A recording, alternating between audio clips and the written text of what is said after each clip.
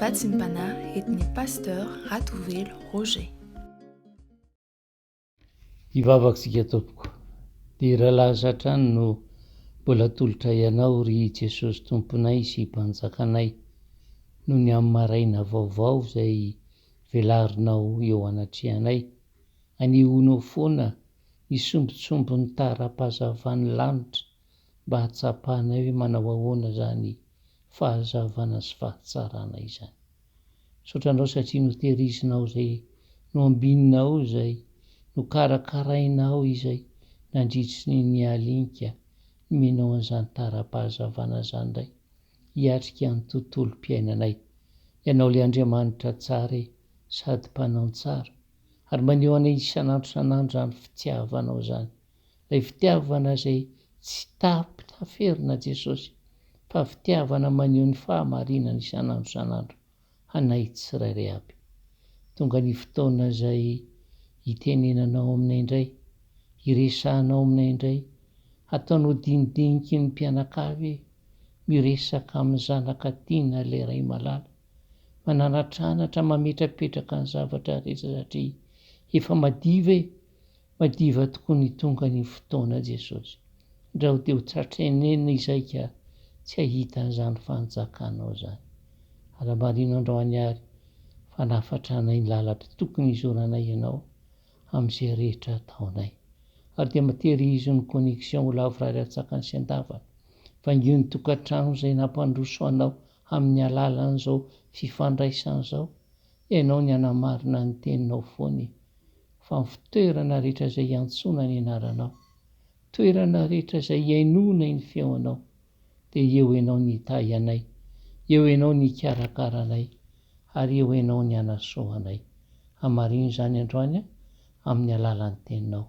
Dia tahio ny teny izay afafy mba hitondra vokatsoa anay tsirairay aby, na ny mpanafatra izany, na ny hitondra ny teny izany, ary indrindra ireo rehetra izay andre ny hafatrao. Misaotra Jesosy. Alleluia, amen. Dia ampitombona antsika mandrakariva ny heriavana ny fahasoavanao mba ampiadanana fa amin'Andriamanitra iray sy Jesosy Kristy Tompo, ary dia manonona hatrany ny fahatsarany Tompo ho amin'ny sambatan'olona. Ny filazantsara ny Lioka 2:20 no andeha angalantsika ny vatsy izo amaraina izao. Lioka 2:20 sy 7:20. Lioka 2:20 sy 7:20.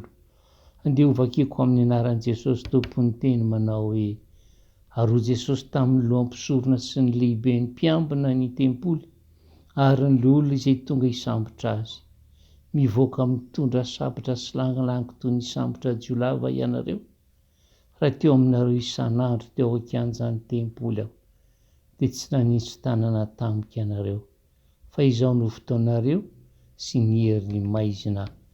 Amen.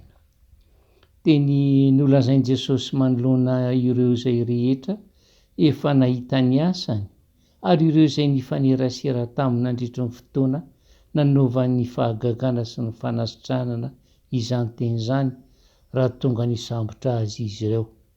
Tsy fotoanan'ny Pasika akory izao, kanefa dia tena ilaina ny fampatsiahivana antsika matetika ny lalan'ny azo fijalaina ny zoran'ny Tompo amonjenantsika, fa sanatria tsy hoe vita ny fankalazana ny Pasika dia mivalona hatreo ihany koa ny fahatsiarovana sy ny fisainana ny tena zava-misy. Amin'izao andro izao, raha misy olona voaheloka ho faty any amin'ny tany mandroso izay mbola hisiana izany, dia miezaka ny fitsarany eo an-toerana ahakely ny fahareta amin'ny fotoana hamonoana an'ilay olona, mba hampiana betsaka ny fijaliany ilay voaheloka. Mifanohitra tanteraka amin'izany kosa ny nanjoan'i Jesosy. Raha tsy mbola niseho teo anatrehan'ny fitsarana akory azy izy, dia efa nokapohina mafy sy norabirabiana fatratra, nororana ary natolotry ny lohan'ny lohampisorona tamin'ny governa Rômanina tamin'ny fotoan'andro dia Pilato izany. Teo amin'ny tantaran'ny fanameloana an'i Jesosy sy ny manomboana azy teo amin'ny hazo fijaliana no ahitantsika ny tena toetra ny olombelona sy ny mahatompona ndraikitra azy tsiraray avy.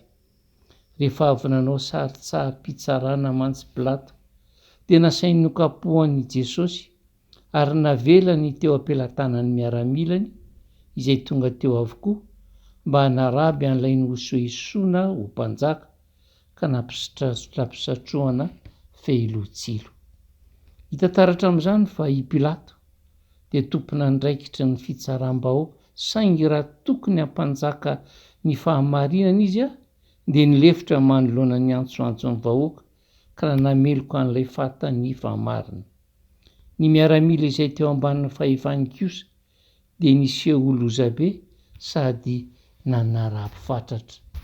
Etsy an-daniny ireo mpanoradalana sy ny mpisorona izay mpitondra fivavahana tamin'ny fotoanandro kosa dia nandainga mba hahazahoana mamono an' Jesosy ary dia nanaraka koa ny vahoaka ka naneho ny ara-tsim-panahiny tamin'ilay nanao soa taminy araka izay azony natao. Ary ny mpandalo koa dia rafitra nanompo azy ka nampiseho fahankalana izay tsy fantany fototra akory. Ary ireo mpianatra aza moa dia nandao ny tompony fa tsy sainy hiatrika ny toe-javatra araka ny voalaza amin'ny Mateo 5:9-15 tapany farany dia ilay manao hoe ary tamin'izay dia nandao azy ny mpianatra rehetra ka nandositra. Ry havana, vezo ny fihetseham-potsika kristianina ankehitriny ka andeha ho saintsaina ny havesatry ny fahoriana ara-batana sy ara-panahy ny aretan'ilay nolazain'ny Pilato fa tsy nanao ratsy. Saintsainy kely vetivety fotsiny ilay tantara mahonena ka nisiany lehilahy iray mandrery sady tsy nisy mpiaro kanefa dia niaran'ny fahasahian'ny olon-drehetra.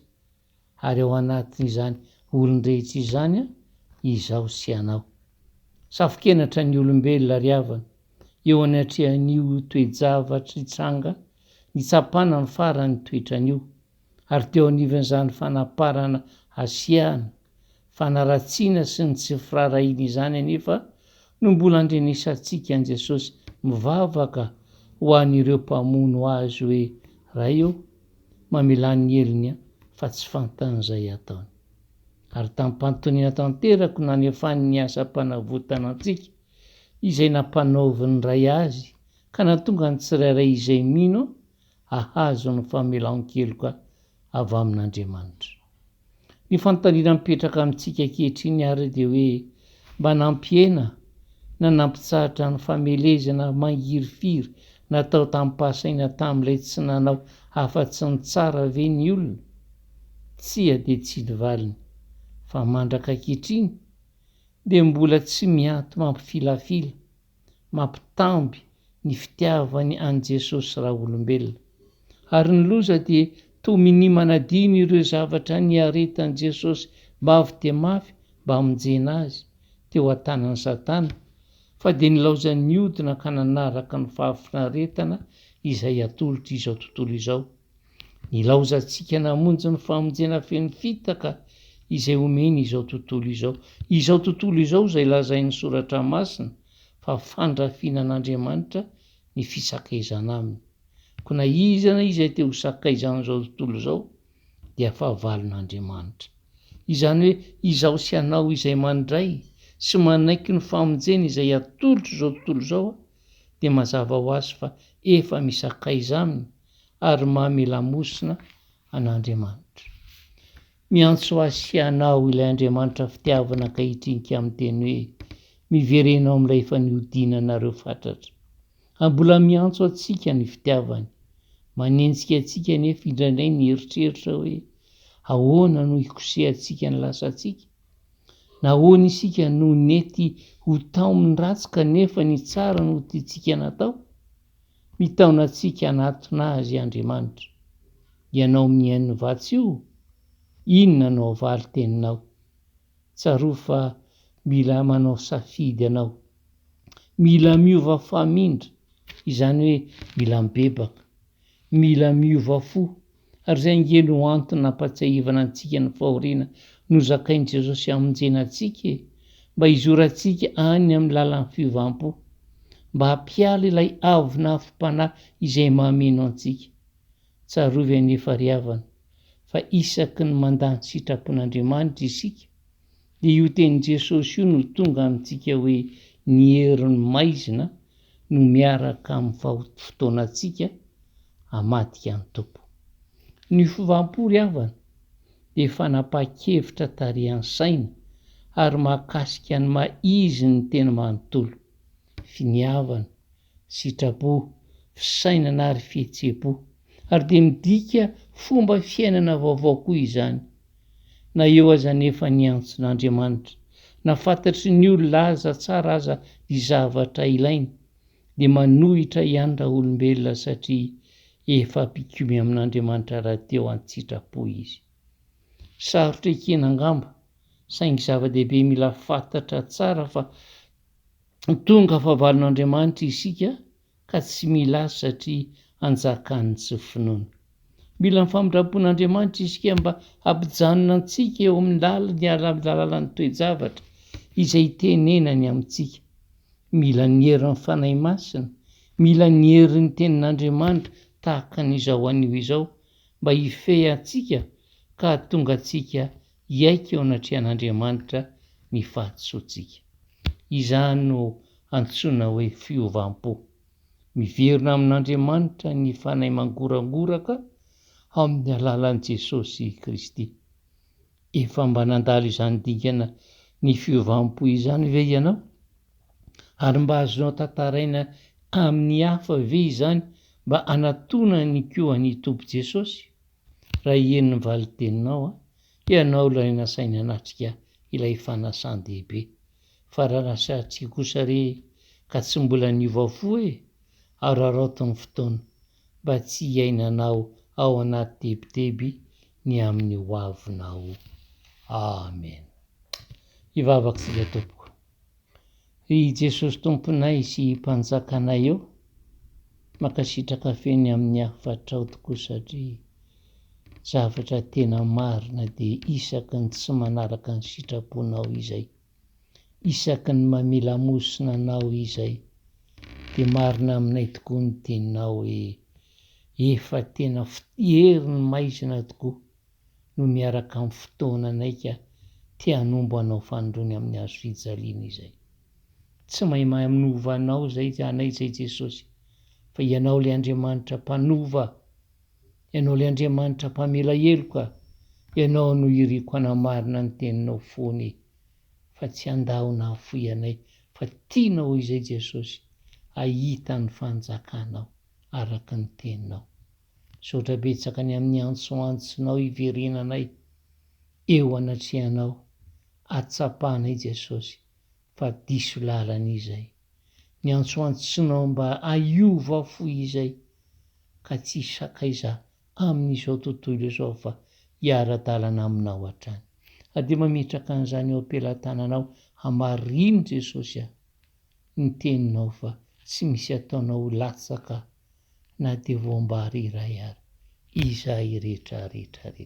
Dia mankasitraka fenao dia mametraka ny tsirairay eo am-pelantananao raha makivaky ny tontolo andro anehoanao ny fahasoavanao, anehoanao ny fitiavanao ka amin'ny segondra anankiray hiverenany aminao amin'ny alalan'ny teniny. Iova fo izy, anaiky anao indray ho tompo sy mpamonjy hiverina amin'ilay fitiavanao voalohany ekeo Jesosy ary atao isan'ny fahamarinana zany ka rehefa tonga ny fotoana amin'ny tsaranao azy dia hosokafanao ny bokon'ny fiainany tsirairay dia ho hita soratra ao Jesosy ilay fotoana niovany fo ary ho tanteraka eo anatrehanao ny fiainany iray manontolo. Dia mametraka ny tsirairay eo ambany fitahianao, tahio ny fahasalamana ara-nofo tahio ny fahasalamana ara-panahy tahio ny fahasalamana ara-kasa ary tahio ny fahasalaman'ny tokantrano mba hianjakan'ny fiadanana mandrakizay.